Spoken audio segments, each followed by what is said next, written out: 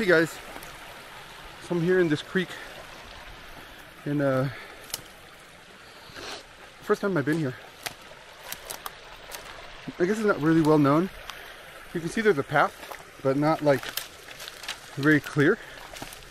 A lot of branches knocked down by the floods, floodwaters and rains and stuff like that. But this is a very special spot. Good place to take out my dog and run. And I want to show you guys.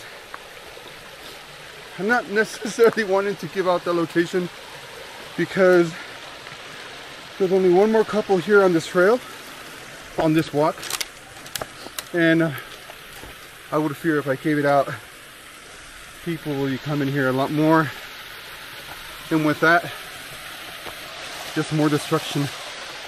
So I'm going to continue the walk, show you guys this creek, and alright guys, God bless you guys, and alright.